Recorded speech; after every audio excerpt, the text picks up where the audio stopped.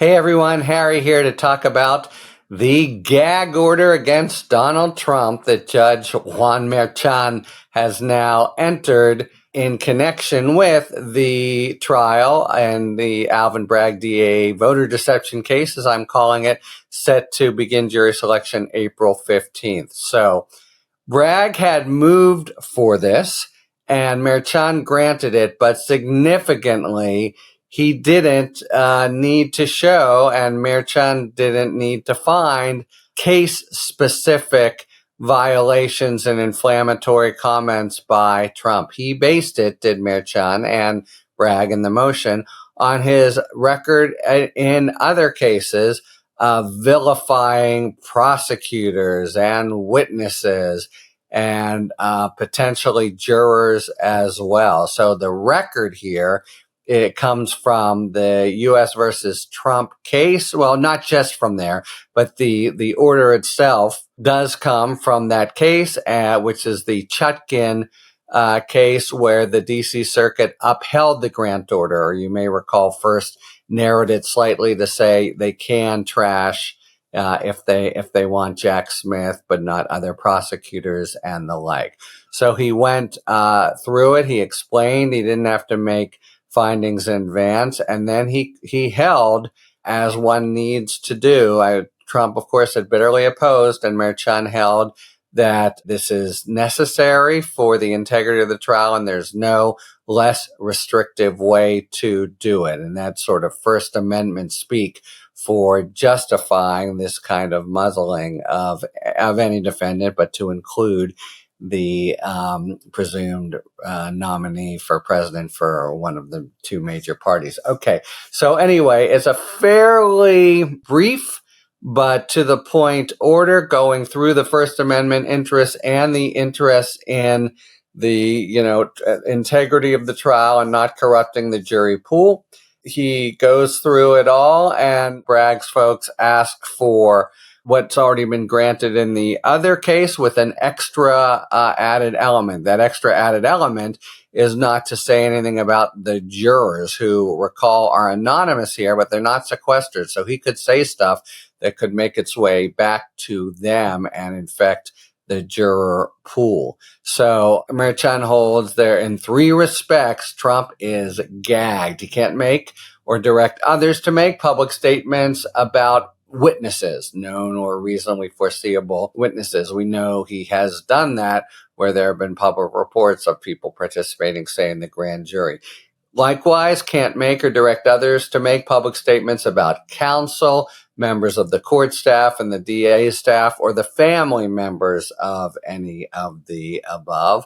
Part of the, we're paring back, or lining out entries in the Trump playbook. And then finally, about any prospective juror or any juror in this criminal proceeding. And that's significant and not apparent, not present in the other cases because there isn't a jury yet. So it's really part and parcel of a hearing. I actually just wrote about this, and there's an op-ed now in the LA Times in which Merchan really excoriated Trump's lawyer, Todd Blanche, and Blanche basically made the mistake, you could say, but in any event, gave Trump what he wanted with these extravagant and completely unsupported claims of government misconduct. And Merchan not only rejected them, but was peeved at what he identified as a pattern of characterizations from Trump's side that he doesn't agree with. Ouch. That's a polite way of saying, you don't have no credibility with me. You've been lying to me. And by the way, this whole hearing to try to make further such claims is a waste of time, he says, as he entered the date that was about as soon as it could have been, April 15th, to start picking the jury. So it's really a very strong follow-up with the hearing itself, where he was rough on Trump and Trump's lawyer, and precisely for the kinds of hijinks that Trump likes his lawyers to pull and Trump himself pulls outside. So, this is going to hamstring him for sure. Now that the jury is going to be in place, his range of possible commentary as he, struts out what you did yesterday, glowering to make comments about the whole, state of affairs and the American nation, and Joe Biden always goes back to Joe Biden. He's going to be hamstrung by a judge who I think will be very ready to follow things up with contempt citations and more. So that's the gag order. It's in place as of now. Jury selection starts on, in a little more than a couple weeks.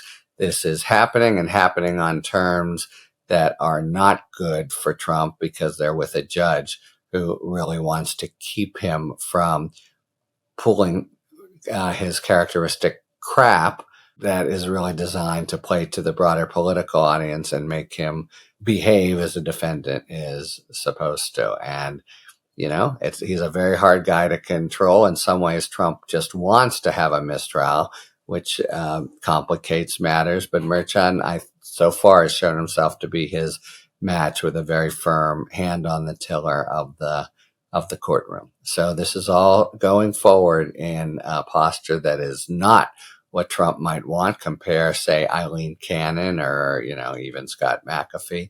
He's got a tough judge with a firm hand who specifically is sensitized to phony baloney charges of government misconduct, which are, basically Trump's stock in trade. So just a few weeks, jury selection, gag order, and an overall kind of record of credibility erosion from Trump's lawyer that just, sets things up for a rough ride for him when in front of the jury once it's selected.